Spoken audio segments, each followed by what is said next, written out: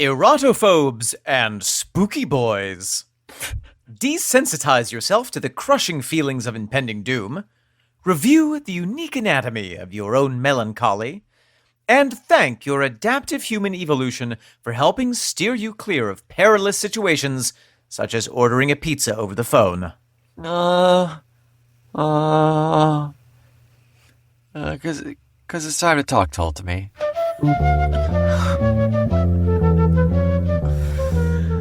I always get nervous when I have to tell people my phone number over the phone. Really? I always have to write it down. Like ahead of time so you can read it?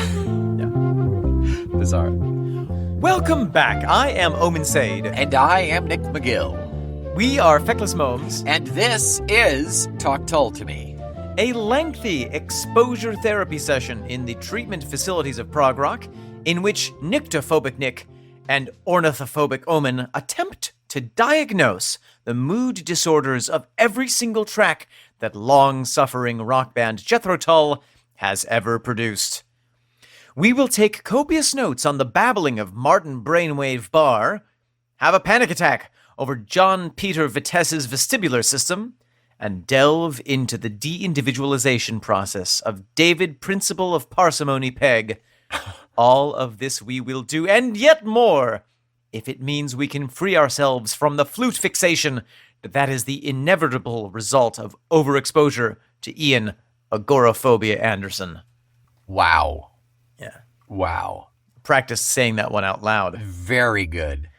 Thank you. So, Nick, this is a very exciting episode here in the world of Talk Tull to me. That it is, correct. For more than one reason. The reasons are, if I may, in order of least importance, please. Okay. Least important, we are changing up our format. We're going to have a little more direct jumping into the song, a little less housekeeping at the top of the episode. We're going to save some of the housekeeping for the middle of the episode, just changing stuff up a bit, a little spring cleaning, a little refresh situation over here. A little zhuzh.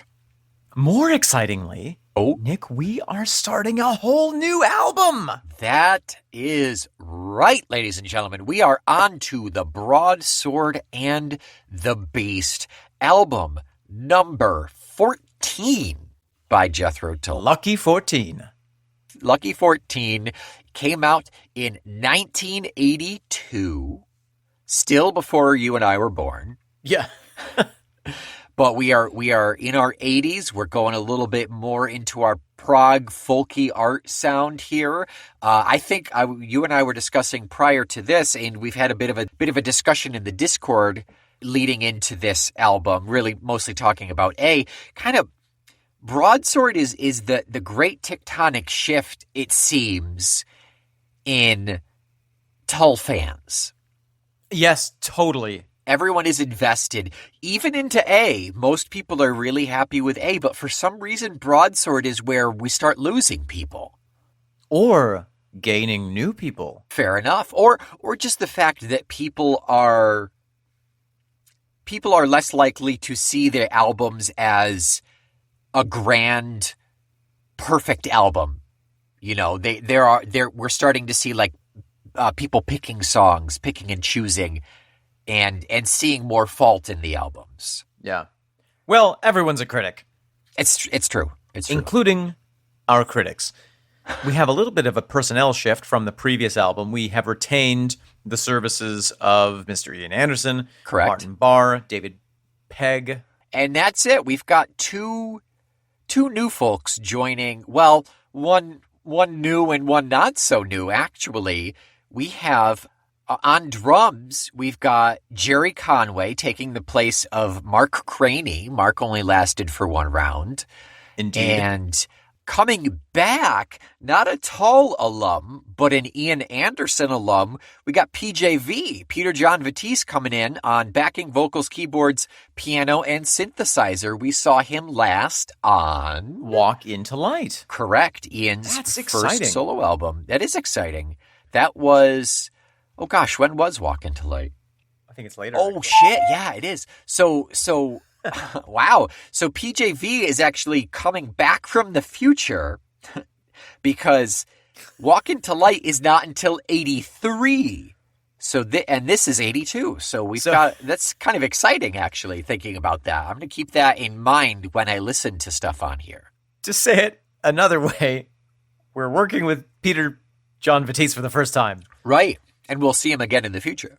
That's right. So, without further ado, and maybe even with a little bit of further don't, Nick, shall we get into our very first track off of the album? Oh my gosh, let's do it. Let's dive into Beastie. Beastie. Let's listen to Beastie. Shut up and listen. No, but for real, let's listen. But seriously, let's listen.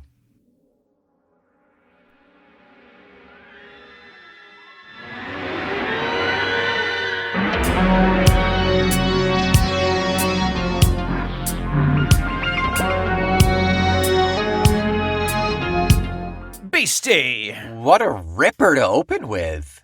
Oh my goodness. Now, Nick, I think that we can't avoid talking a little bit about the structure of the album as we're getting into this song. Okay, how so? The album was at one point going to be called Beastie. Yeah. But when they were putting it together track-wise, they realized that Broadsword was such a strong opener for the second side that it actually made sense to sort of give one side of the album to the Beast and the other side to the Broadsword. Okay, sure. Which I think is such a fascinating kind of setup, both philosophically and narrative-wise. I mean, it's certainly not a concept album in the same way that we've seen other concept albums from Tull, but this sets up, a thesis, a dichotomy of ideas already, just with the title. I believe we had a listener at one point who wrote in that they had a buddy record this album. They had Aqualung on one side and this album on the other or something, but they recorded it reversed. So in their mind, Broadsword was always the starter and Beastie was the second part of the album. Right. Yeah. I think someone wrote in and told us that. It reminds me, in this kind of setting up this idea of like the beast as this thing that's evil and pernicious, and the broadsword as being, the defense of mankind. It reminds me of this line of poetry that I read in a book called The White Fire of Time, and I forget the poet's name, but she has a poem called 13 Aphorisms on the Nature of Evil. And it's just these 13 aphorisms on the nature of evil, where she's saying, evil does this and is this. And the final one is, consciousness is the only sword that makes evil quake. Ooh. That is Ellen Hinsey. It is Ellen Hinsey. Yes. Blood Axe Publishers. Yes. Yeah, Blood Axe Books. Very good. But I just love that idea, kind of offering that to this album of, there's the beast and then there's what is the broadsword exactly. Yeah. I suppose depending on how you are anthropomorphizing the beast, what you are turning into the beast, the broadsword could be any number of things, but I think, what was it, consciousness? Yeah, that's the line from Ellen. Yeah. An awareness is really a very potent weapon for any number of beasties. Yeah, your own mind, which is, funnily enough, where the beast also resides. So, Nick, yeah, as we all know, goo. Shall we talk about this song and explore the beast? Let's get into music. We've got a really fine balance of synth and folk feeling. It's like we took the last two albums, we took Stormwatch and A and bred them to make this perfect Pokemon. And it's like Peter John Batiste is a little less of an influence electronically than Eddie Jobson was. Agreed. Per se, but thinking that A was originally supposed to be a solo album, it also makes sense that this is maybe originally the next generative step from Stormwatch to Broadsword, which then brings us into Under Wraps, which is super electronic. I've always thought that Beastie was such a weird spot. Broadsword should have been next. It should have been Stormwatch, Broadsword, A, than under wraps. I think that progression makes so much more sense. Well, and in the other sonically. Timeline, that is what happened. However, in our timeline, Yeah. I think that it's sort of a, they pushed really far into the world of the synth with A. And obviously, there's kind of a Theseus's ship of personnel here, so it's hard to say who the they is, but let's say Ian. Right. Pushed really far into the digital aesthetic and now is bringing back some of the more traditional rock and folk elements and blending them in a really delightful way. But it's also 82. Well, they recorded in 81, so it's also early 80s where the ever-presence of synth is becoming more and more prominent. So, Yes. Of course, they're going to be working these things in. Maybe they're going to pull back from a little bit, but of course they want to work them in and keep them prevalent. And like we'll be reminded several times, even Songs from the Wood had some pretty serious synth. Indeed.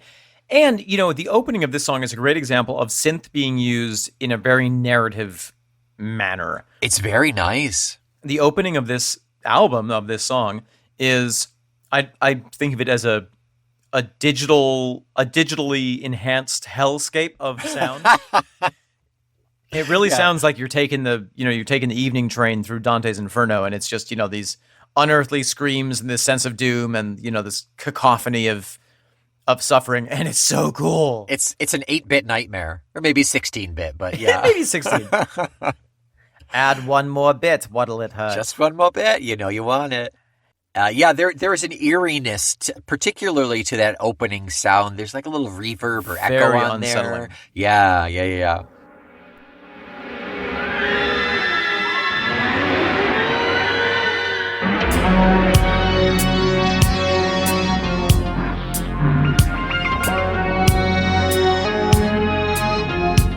And then straight away we have the more identifiable organ coming through with a little melody there. The drums kick in pretty quickly. From early days of infancy through trembling years of youth. And then there's not much of a long introduction. Ian brings in the vocals. Yep. Pretty soon after just a couple of measures. Right, so we've got Peter John Vatisse on keyboards and piano and synthesizer, obviously. Jerry Conway again on drums. Dave Pegg pulling in the bass. The bass is coming really strong and forward on this. Roved up and down through history, spectre with tales to tell. In the darkness when the campfire's dead, to each his private hell. Martin Barr's guitar is face melting, as is appropriate. Mm-hmm.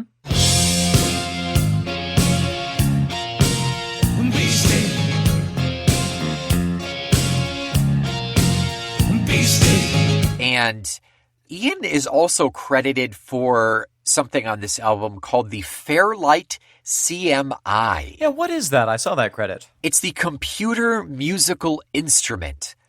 Oh, It's no. basically Mellotron 3.0. it's a digital synthesizer, sampler, and digital audio workstation. And the picture I'm looking at has this old, how the big old monitors that were just basically a cube. Yes. But it was all that green on black. Oh, yeah. But there's also a keyboard, like a computer keyboard, but also a synthesizer keyboard in the picture as well. Wow. So it's this mad science, kind of Frankenstein's audio monster of wave files and what you can do with who knows what. So Ian is on the cutting edge of, you wouldn't think of it from that old curmudgeon, but boy, is he on the cutting edge. We've got Lyricon Blues, we've got the CMI, Yeah. the Fairlight CMI. Like it's really cool that he is getting into this. It's funny to think that whatever program that was that had to be housed in a single unit, you could probably download onto your phone Oh my gosh, yeah, you could send it in a text message. Yeah. 10 seconds. Yeah, exactly. So cool. Regarding Martin, this is the beginning for me of the sound that I actually think is my favorite sound out of Martin. This era of Martin. Yep. Getting into Catfish, getting into Crest. Yeah. Fish my cat. Yeah. Yeah. I have a because you introduced me to this kind of trio of these later folk albums, Catfish, Broadsword, and Crest, like they have a special spot for me as well.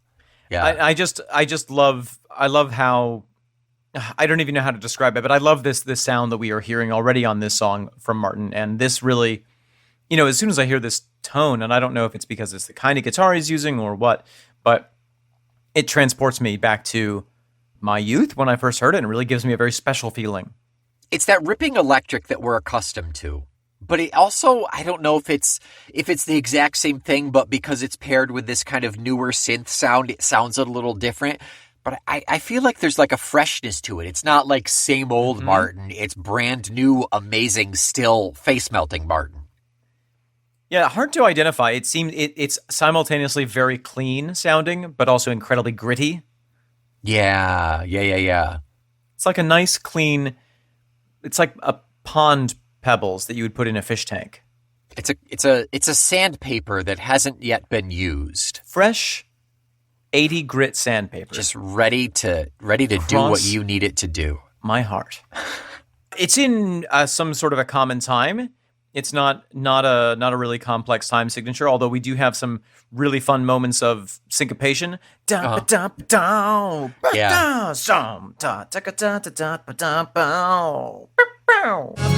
one on my own. Beastie has a beast upon my shoulder. Beastie. Musically, it's not taxing on the mind to kind of absorb, which I think is not a terrible idea for an opener to an album. Yeah, why not? Yeah, you want as many people to feel like they are getting it as you move into the next track. Right. You ease them into it. Yeah. There's a couple little moments that I think are really cool. When we get to, I suppose, the fourth verse, he's the lonely fear of dying. The music pulls way back so that Ian's voice becomes a lot, basically all you can focus on. He's the lonely fear of dying, and for some of living too. And then, all the instruments come back in shortly thereafter, but it seems like they are purposefully highlighting that stanza, and I think we will talk about that soonishly. Yes, soonishly we will. The other thing that is really cool is that Ian is really in a very high register for a lot of this, especially after the key changes. They go up. Yeah. And Ian's belting it out, and he sounds great. Yeah, is it Under Wraps where he blows out his voice? I think he's slowly working his way up the register. And goes a little too until far. He hits the point where it's too far, yeah. Yeah, I'm pretty sure it's Under Wraps. But this is terrific. This is almost like he could literally be in a musical. Could literally be Lancelot in Lerner and Loewe's Camelot. Sure, right. Yes, he could be. Yeah, I think he's pretty much he's really in his sweet spot. I really think he is. It's really, really nice. Every now and then there's a point where it's like, oh, that's really high. But I don't really hear him straining just yet. No, it doesn't listening to it doesn't make me feel like, ooh, oh no. It just makes me feel freedom and excitement. There's such a burning passion behind it, like pushing it up into that register. Yeah. He seems revitalized. It seems like, this change of personnel and kind of getting A out. It seems like it's a fresh new Ian. He's molted his skin. Yeah, maybe there was a moment of he's moved into a bigger shell. It's a bigger shell, yeah. Maybe it's a matter of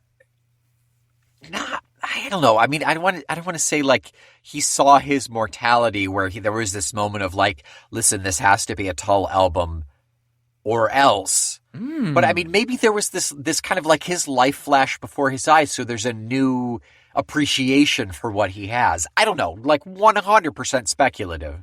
No, I don't think that's off. I think that, maybe there is a sense of like that the combination of the end of Stormwatch and then A did feel like a bit of a death.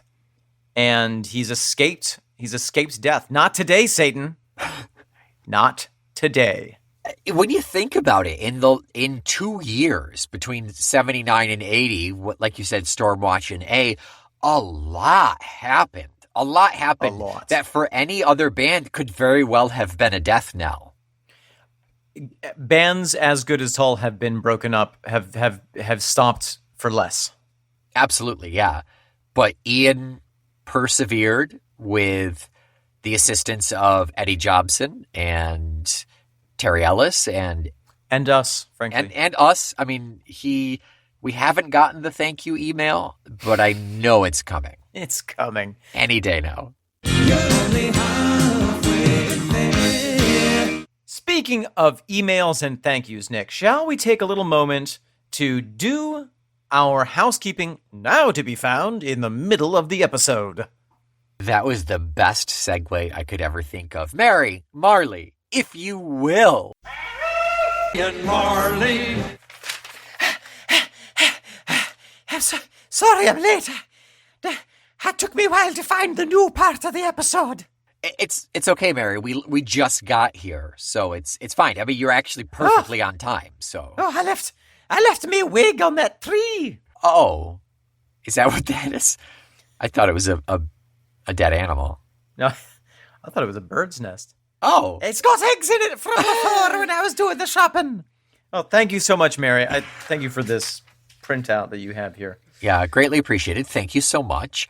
Okay, so we will start with a lovely 5-star review. Sir, sensors have detected another star in the sky. Dear Lord, that's 5 stars. 5 stars. 5 stars. 5 stars. That Omen is going to pick up. Omen, if you would, please. Review from Greg K. All Things Tull. This podcast is fun, clever, informative, and just a little bit silly. Nick and Omen do an extraordinary job of examining every Jethro Tull song in chronological order. They discuss in detail the song's structures, lyrics, possible meanings, and relevance of each song.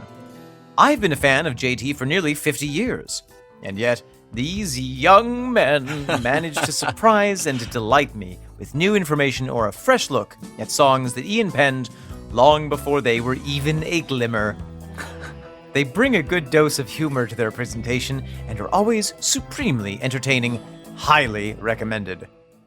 Thank you, Greg. Thank We you, Greg. always love hearing from the veteran Tull fans, the giants upon whose shoulders we are standing, as it were. You know what I realized thanks to Greg's review here is... What's that? I think the only reason you are doing this podcast is to be referred to as young. It's The Bass Tull, the Bass Tull listeners are going to be older than we are, so you still want to be a young whippersnapper, I think. yeah. It's great. It's great. It's the wrinkles just fade away into my flesh. It's like bathing in virgin baby blood. It's just amazing. Nick, what have you got over there? I have an email.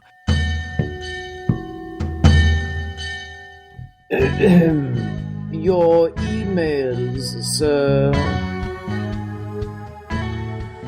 From James P. This came back in the middle of A, or early on in A, rather, I should say. Hey, Momes.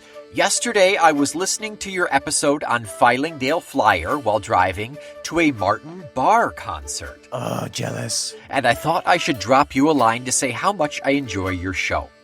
I've been listening almost from the beginning.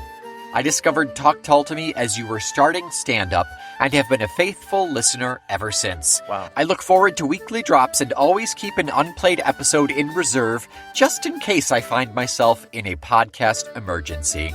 With every episode, I learn new and interesting things about the music or lyrics or both, and you all strike the right balance between serious analysis and levity. I love that you admire Ian Anderson for his brilliance, but do not ignore that he is a prickly character, to say the least. I discovered Tull in my parents' basement. I was plenty of stories starts that way. I was rummaging through milk crates that held my older brother's record collection. My brother owned Aqualung, Songs from the Wood, Heavy Horses, and Stormwatch. I listened to those records repeatedly while poring over the lyrics and trying to make sense of many Britishisms they contained. Those albums still define the Tull sound for me. At the time, I did not know the existence of other JT albums. My ignorance stemmed from the fact that I grew up in a small town without a record store and many other conveniences of modern life, and this was, of course, in the days before the internet. During a trip to the city, I ventured into a record store and discovered more Tull albums. My brother and I acquired every album in the Tull catalog up to Broadsword, appropriate. Wow. We even had the bootlegs My God and Supercharged.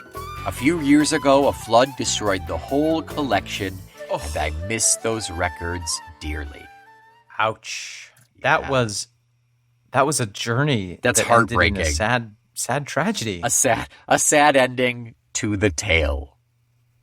But amazing. Thank you for the jump start and for the first writer in there, James P. We greatly appreciate it, as always. Yes, and James, thank you for your infinite patience in sticking with us for all these episodes. That's really quite amazing. Also, good on you for having the mental fortitude to keep one Tull to keep one Talk Tull to Me episode in reserve. In case of emergency, Yeah. break glass. Break glass, listen to Talk Tull to Me.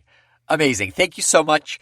As always, thank you for our listeners. If you want to write in, you can reach us at momes@fecklessmomes.com, or you can head over to fecklessmomes.com, and there is a contact us form right on that front page. You can also get your question tattooed on a large piece of your own skin, photograph it, and send it to us. Pics or it did not happen. Indeed. Nick, Omen. welcome to the very special second half of this episode. Part 2. We are turning over the record of the episode. That's right. I'm putting the needle in my groove. Oh, you dirty boy. Let's jump into the meat and potatoes of our specialty, I would say. I don't think I'm wrong in saying that. We are going to dive into lyrics now. Let's talk about what Beastie is. And what lyrics they are. Nick, this is What do you got? This is a provocative song for me, and the reason I really like this song and this album and a lot of this era is because it really tickles my philosophy bone. It really bones my philosophy tickle. I really wish you wouldn't do that in public. I don't want to have to call the authorities, but I will. But it really gets to, and this is why I find so much value in Tull, because it really addresses some of the fundamental questions or problems or facts of the human experience. Sure. I mean, let's think about, we had the folk trio / question mark quartet.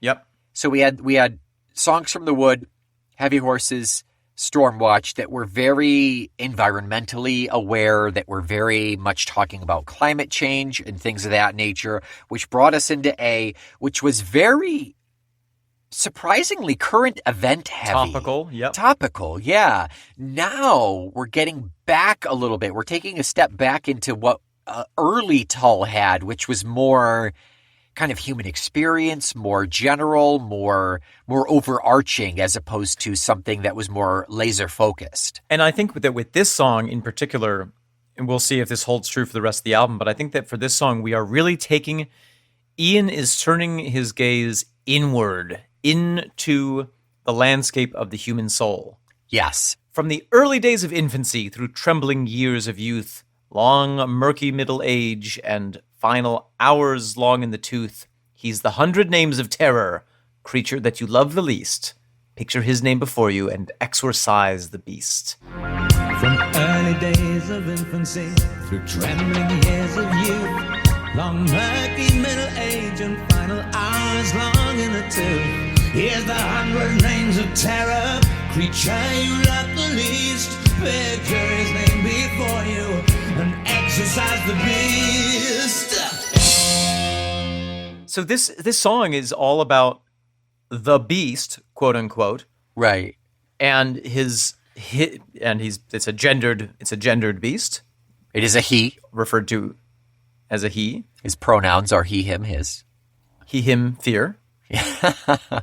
And it really describes more the relationship of the beast to humankind, to the listener, more than the beast itself. But it almost Right. is sort of like giving you the wink of like, you know what I'm talking about.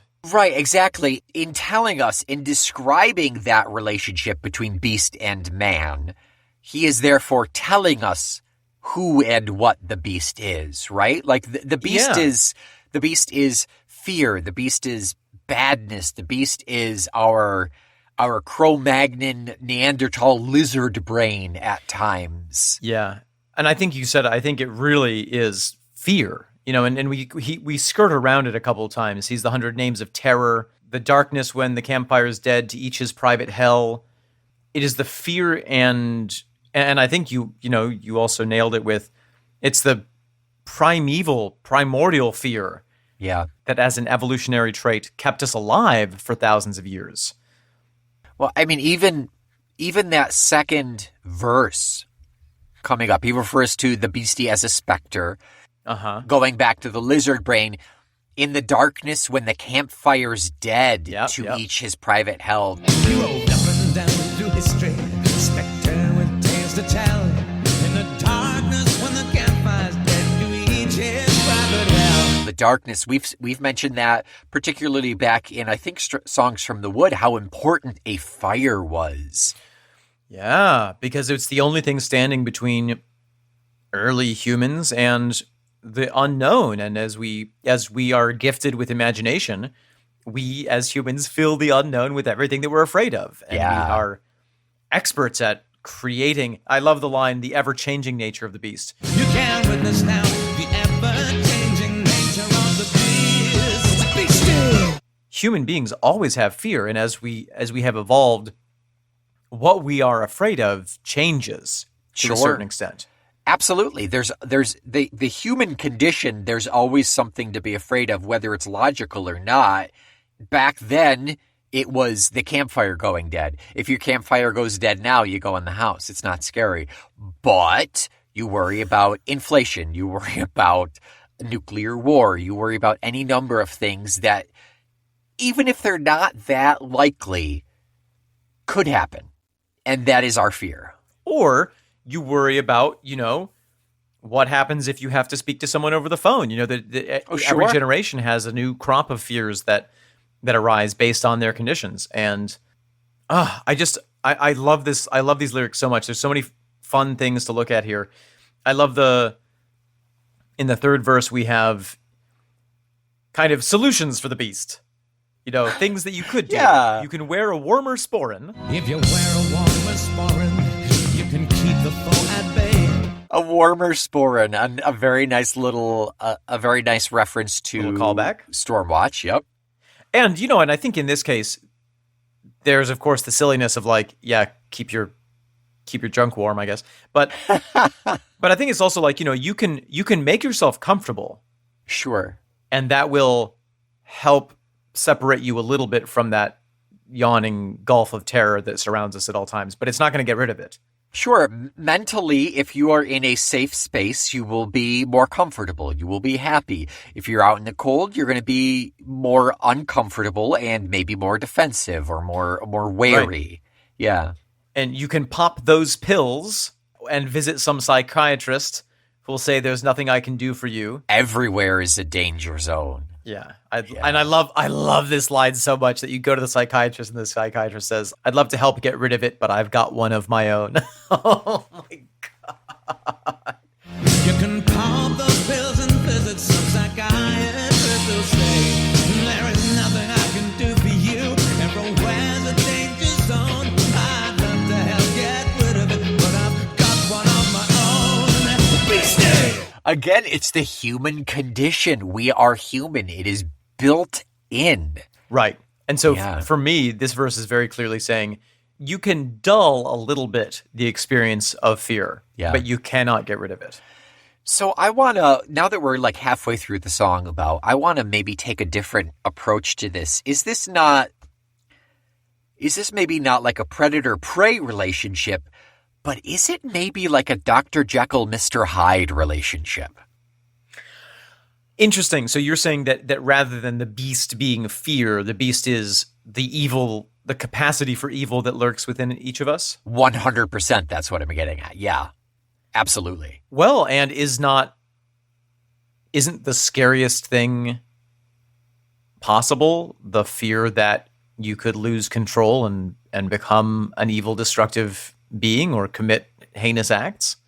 Okay, I wasn't even thinking that. I was thinking the fact that someone else, that you are a passive civil person and someone else is not at that level. So they are therefore that even though you are both human, there is a humanity that separates you and you are at risk if you are. Because the beast lurks in all of us. Yeah, exactly. Oh, yeah, that's really interesting. Just because you have control of the beast doesn't mean everyone else has control of the beast. I just read the Joker War storyline in the Batman comics, and a very, very common theme that comes back all the time, particularly with DC villains, is we don't play by rules, so we will always win. Batman will never kill. He's always going to put the Joker back into Arkham, and the Joker's always going to get back out. Right. And then wreak havoc. And that's a theme with the Joker as well, that not only does the Joker have the capacity to commit acts of evil, but what's almost more terrifying about him is that he has the ability to make other people commit evil acts. Sure. That's what makes him such a compelling villain. Right. Yeah, that his psychopathy is infectious almost. Yeah. And sometimes through manipulation, sometimes through drugs, through fear. But yeah, through fear, exactly. Yeah.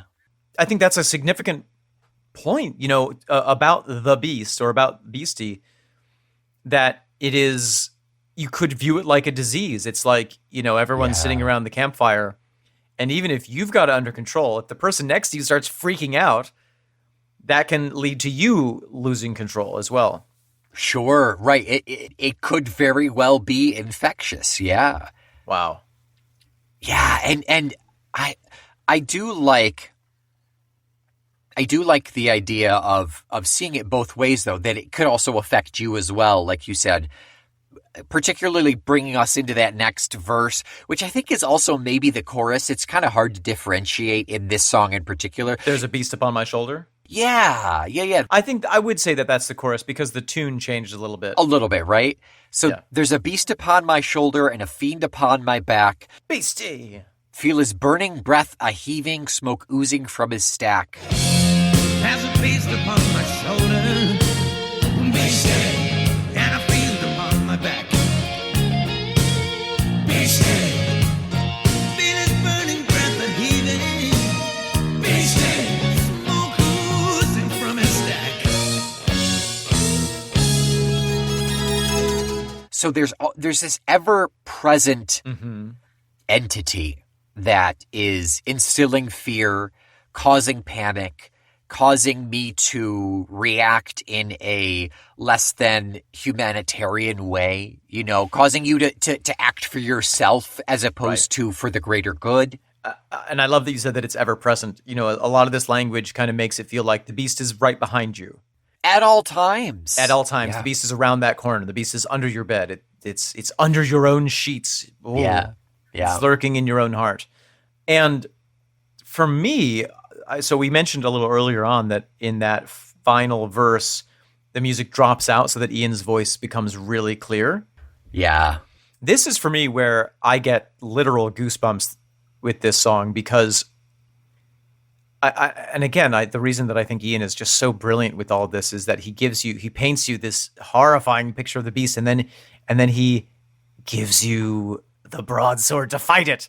Yeah. I think leading up to this point, it's been a little more general, but this seems to be more personal. And maybe it's just because he gets so quiet and it's like he's face to face with you and he's discussing it. But this feels so much more like minuscule and like he's really picking out personal instances of things here.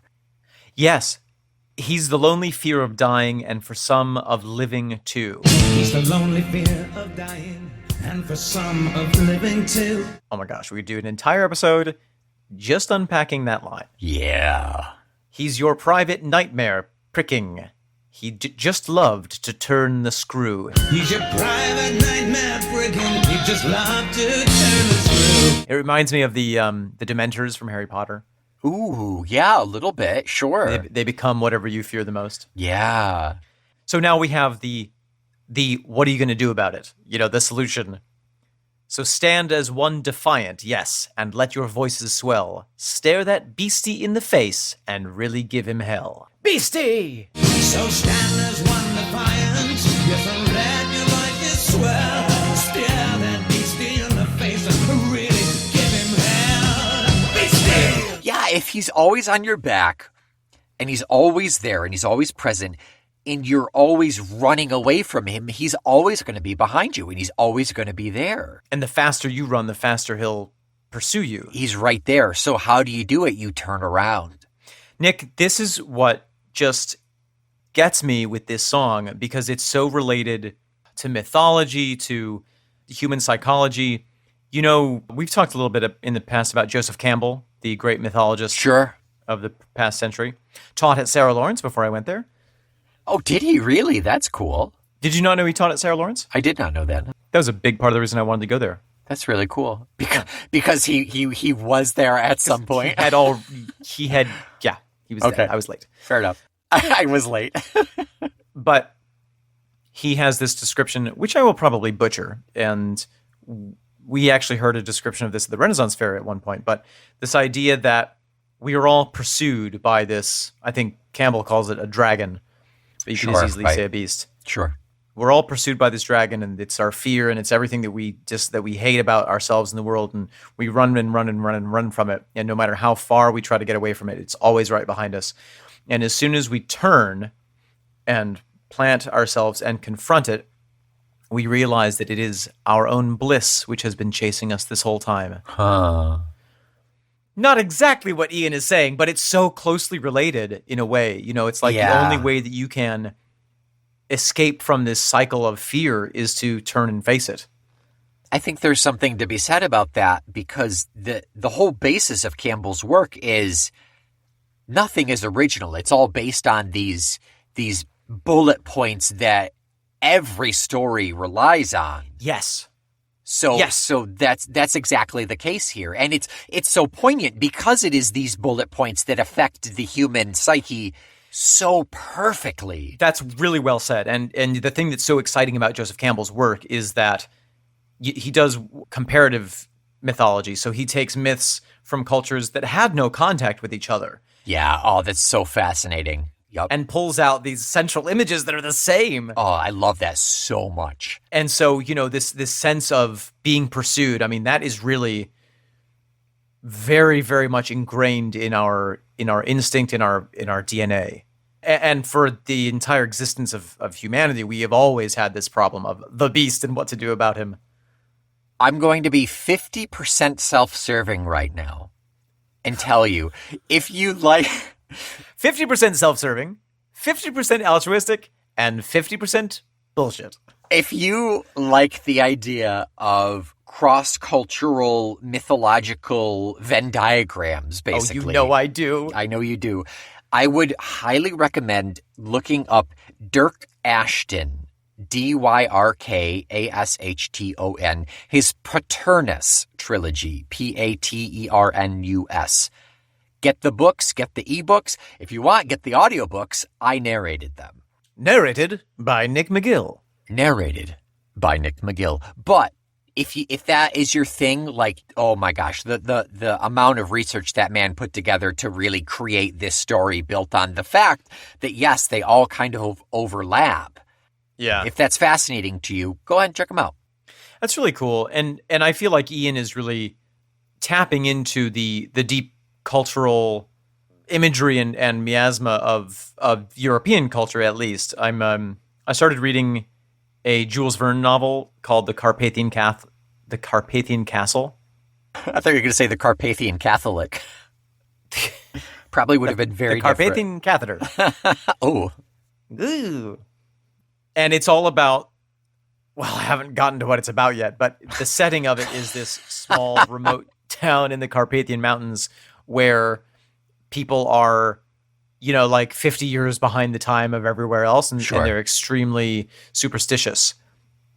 And something is happening in the castle across the valley that they can all see, and they can't figure out what it is. And it's clearly some kind of science fiction-y stuff with electricity and magnetism, but what they are seeing is like, oh my God, it's the devil. It's the devil releasing all the vampires. It's the werewolves. And it's just like all of the dialogue is just this incredible list of local demons and oogie boogies. Yeah, well, it's basically what Arthur C. Clarke said, that any sufficiently advanced technology is indistinguishable from magic. Right, exactly. That's totally the premise of this story. But it's fascinating to see, because I know very little about Eastern Europe. Sure. It's really cool to see, Vern's take on the local mythology there. Yeah. I want to go back to our lyrics here. You were saying that it fits into that, and we were saying it fits into other pieces. I think that brings up a good point, that in no point is Ian like really specific here.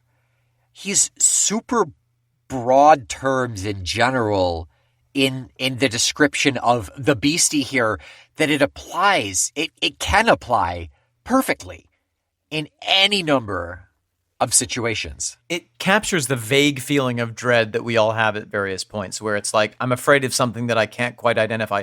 Being afraid of the dark. Why are you afraid of the dark? It's not because of, an exact thing, because if it was an exact thing, it wouldn't be as scary. Yeah. I'm playing Arkham Asylum right now, the first of the Batman games, to go back to Batman. Oh, sure. And Rook is watching, and we got to the portion where you are affected by the fear toxin from Scarecrow. And Rook just clung to me. He just cuddled up into me. He said, I'm so scared. I was like, buddy, there's nothing to be afraid of. They're not real things. They're not even based on real people. It's a video game. And I said, if you are afraid of this, it's as real as your sword and shield.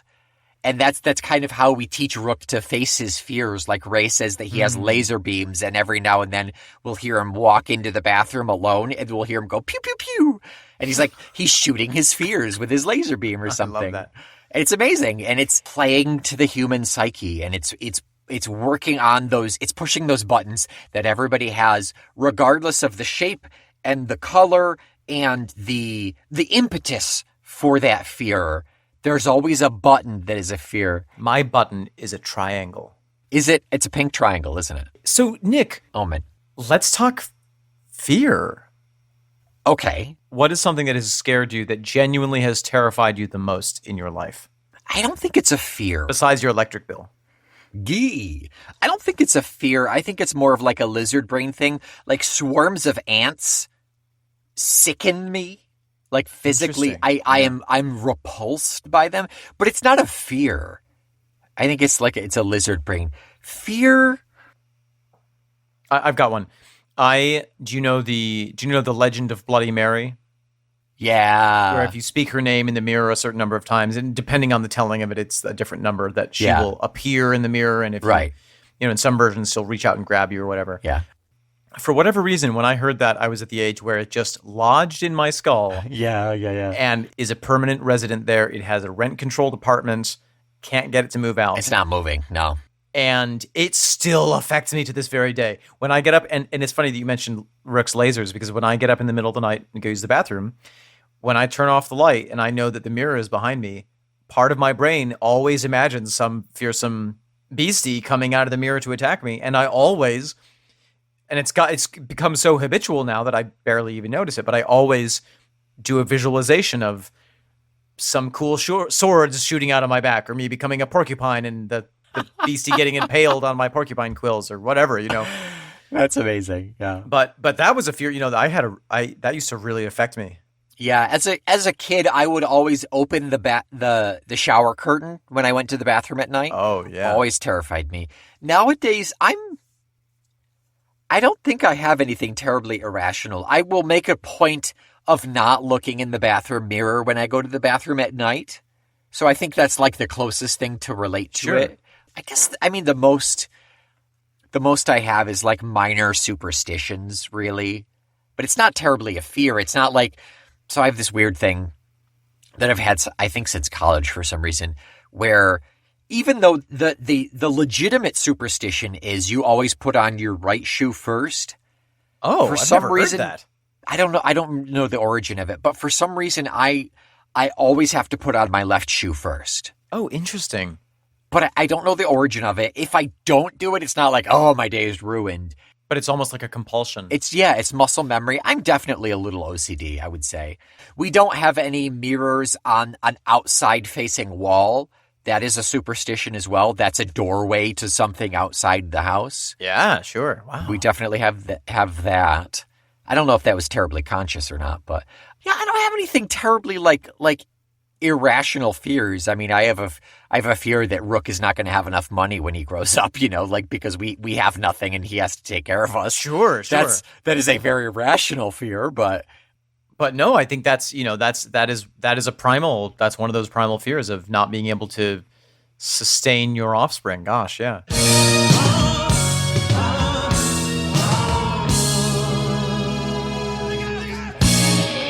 What are we doing next week? What's the next track? What's track number 2 off of The Broadsword and the Beast, Omen? Well, in order to affix a broadsword to your body, you might need a belt. And to close that belt, you might need a clasp. A buckle. Oh, okay, a clasp. A zip tie. We're listening to The Clasp. That's right. Clasp next week. In the meantime, while you are waiting for Clasp next week, you can help us keep the foe of anonymity at bay by popping us 5 of those pills, those star-shaped pills, the ones that take the edge off for us. the best way to keep the beast off of your shoulder and the fiend off of your back is to wear Talk Tull to Me merch, which you can find at TeePublic, which has a link in our show notes. If you have a lonely fear of living, why don't you find some company in our wonderful community, the Talk Tull to Me Discord group? Until next week, I am the early days of infancy, Nick McGill. I am the warmer sporin, Omen Sade. We are the final hours, long in the tooth, the feckless momes. And this is the 100 Names of Terror, Talk Tull to Me.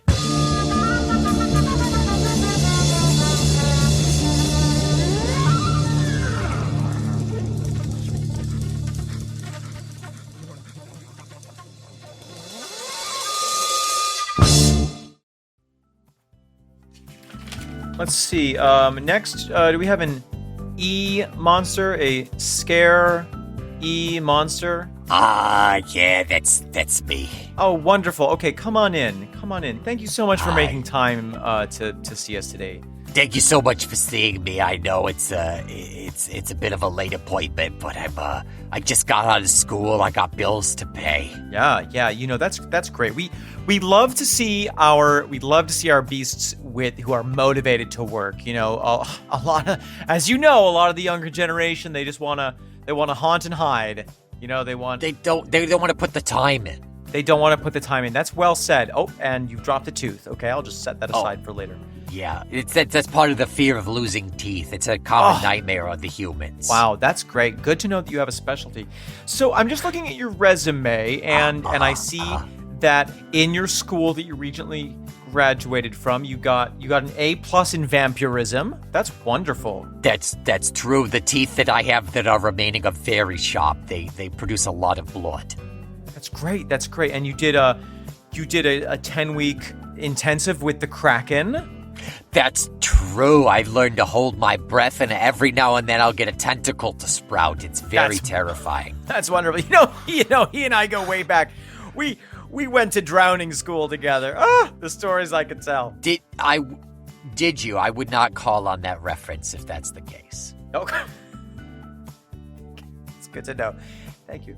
All right, now, just a couple more questions here. How do you feel about traveling for work? How many fathoms deep will you go? Listen, I've like I said, I've got bills to pay. I'm a single monster. I don't have any spawn yet, so I'm willing to travel if that's what it takes to get the job. Yeah, and listen, the price of darkness just keeps on rising. If I'm not careful, they're going to turn my lights on one day. Oh, goodness heavens. Let's hope that never happens. We need to keep the fear going. So listen, I just had a basilisk cancel on me, and the zombie union is just terrible to work with these days. So I've heard that. Yeah. I have a placement. It's a little bit of an inconvenience, but I'm wondering if you'd be interested in a double assignment. We've got two Americans. They're easily frightened, but they live about 1,000 miles apart. A long-distance dual residency? Exactly. Normally we would give this to a harpy, but we've just had a very unfortunate birdseed accident. So I'm hearing that I've got a little wiggle room here. Can I maybe up the salary a little bit, or do you offer benefits? Well, I can tell you that what we've seen of your wiggling is very impressive. Okay. You are definitely the best wiggler that we've had in here today. I take pride in that. I can get you a filth account if that would help sweeten the deal. Normally we don't do that until, somebody's second year, but I can get you your filth account now. I'm interested. And I can also get you a company cloud. Really? Yeah, it's not a new model, but it does run. If I don't have to use my own cloud, I'm very happy to consider it.